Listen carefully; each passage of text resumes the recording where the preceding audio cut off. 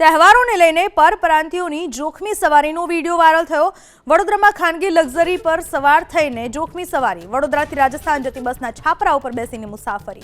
50થી વધુ શ્રમિકોની વતન જવા બસના છાપરા ઉપર જોખમી મુસાફરી। વડોદરામાં જોખમી સવારી સામે આરટીઓ અને પોલીસનું ભેદી મૌન।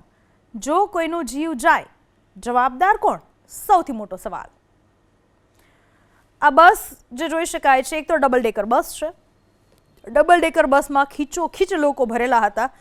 એ જગ્યા પણ ટૂંકી પડી તો બસના છાપરા ઉપર આ લોકો ચડી ગયા, વતન જવા રવાના થયા।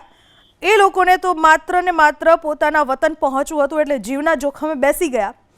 પણ બસના ચાલકની સૌથી મોટી બેદરકારી, ટ્રાફિક જવાનોની બેદરકારી, પોલીસની બેદરકારી કે ખુલ્લે આમ આવું થવા દીધું। જો અકસ્માત સર્જાય તો જવાબદારી કોની? જે લોકોએ જાતે જ પોતાનો જીવ જોખમમાં મૂક્યો એમની જવાબદારી ગણીશું? ટ્રાવેલ્સ સંચાલકોની બેદરકારી કે પછી ડ્રાઈવરોએ અચાનક કોઈને રસ્તામાંથી આ રીતના બેસાડ્યા એની બેદરકારી, પોલીસની બેદરકારી કે પછી ટ્રાફિક જવાનોની બેદરકારી? સવાલે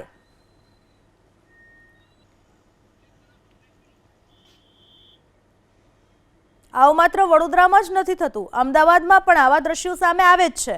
અમદાવાદમાં વધુ એક જોખમી મુસાફરીનો વિડીયો વાયરલ થયો છે। એબીપી અસ્મિતાના અહેવાલ બાદ પોલીસે એક દિવસ કામગીરી કરી સંતોષ માની લીધો, ફરી બીજા દિવસથી હતું ત્યાં ને ત્યાં। અમદાવાદ દહેગામ હાઈવે ઉપર જોખમી સવારીનો વિડીયો વાયરલ। ઇકો કારની ઉપર મુસાફરોને બેસાડીને કરાવાઈ રહી છે જોખમી મુસાફરી, જોખમી સવારી। કારની ઉપરના ભાગે ચાલકે 8થી 10 લોકોને બેસાડ્યા। આ વિડીયો વાયરલ થયો છે। એબીપી અસ્મિતા વાયરલ વિડીયોની પુષ્ટિ નથી કરતું। આવી જોખમી સવારી જીવલેણ સાબિત થઈ શકે છે, કેમ કે પોલીસ કે આરટીઓ પ્રશાસન જોખમી સવારીઓ પર બ્રેક લગાવતી નથી।